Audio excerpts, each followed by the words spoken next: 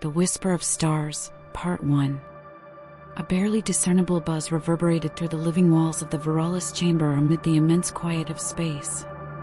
It was a type of resonance, a mental vibration that went straight into awareness, rather than a sound in the conventional sense. Only in cases of genuine urgency was it utilized as a summons. The brains of 1,000 species have collected suspended on anti-gravity platforms. Each carried the burden of their respective homeworlds and universe interpretations. A figure, fluid in shape and encased in moving bands of changing energy, ascended to the center of the chamber. The unifying voice's bearer, Theron Valerai, was the only person in the room. The only person who could communicate in a way that everyone could comprehend was her. Her light pulsed more intensely than normal, indicating that this notification was not your typical one. They had found a new presence, a mind unlike any recorded in the stars or the ancient archives. They referred to themselves as humans. They weren't simply another strange object from space. They had transformed from shattered tribes trapped in conflict and deprivation to a spacefaring society testing the limits of what was previously believed to be conceivable in just a few hundred cosmic cycles. They orbited forgotten moons with their orbital stations. Their impact extended into areas that were inhospitable to ordinary life because to the intense star radiation. However, the Council was not very impressed by their technology. It was something more profound, something fundamental to them. They adjusted to the calamity. Collapse taught them. In the middle of chaos, they flourished. A projected hologram in the middle of the room displayed sights that were difficult to explain.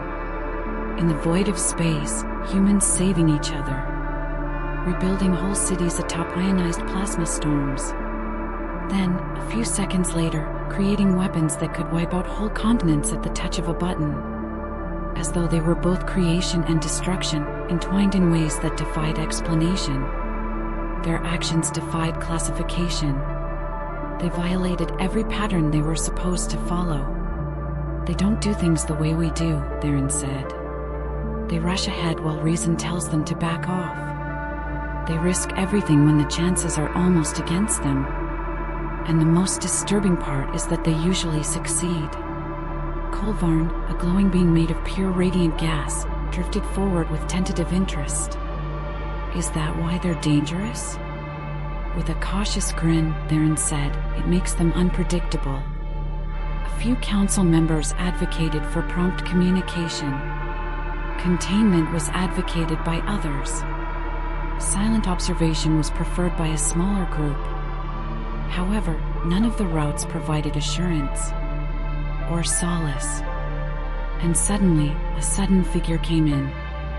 Silently, a slate-gray platform slid to the center of the chamber. The register of verified delegates did not include it.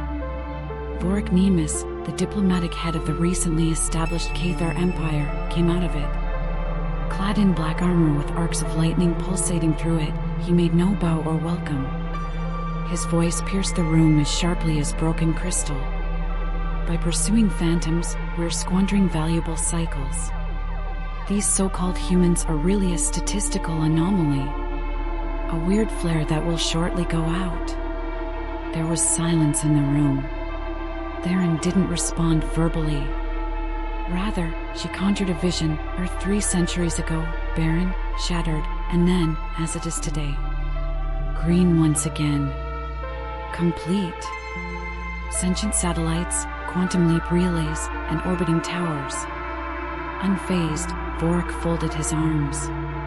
However, a faint fissure appeared along his armor for a split second. A glimmer of uncertainty is uncommon among Cathar. He said, I've witnessed species rise before. And I've seen them plummet just as fast. It's the same here. Only a spark in the galaxy's never-ending cycle. Maybe, Theron said. However, long before mankind had made it to the stars, this spark had already rekindled dead moons, restored seas on charred worlds, and vanquished civilizations that had perfected quantum travel. And they accomplished it with an odd combination of genius, pride, and something that none of us can quite put our finger on. The ensuing quiet was more oppressive than it had been. Subtle frequencies of discomfort were even transmitted by the non-vocal species.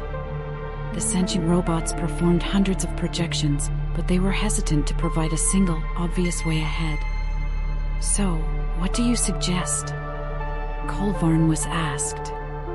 "We observe," Theron answered. "We take notes.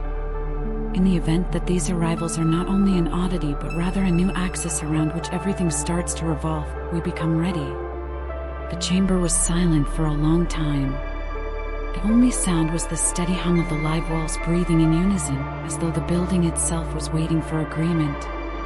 A motionless man, concealed behind the shadows of the upper platforms in the farthest part of the auditorium, recorded every word in a language that nobody present could understand. She grinned. "Since the humans were already aware. You saw it with your own eyes."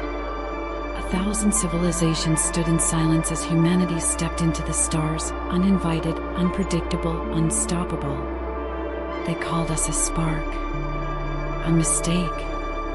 But now, even the oldest minds in the galaxy are beginning to wonder. If this story stirred something in you, don't stay silent. Tell someone. Spread the word. Let them see what's coming. Because this is only the beginning. They thought we were just noise. But we've always known. We are the signal.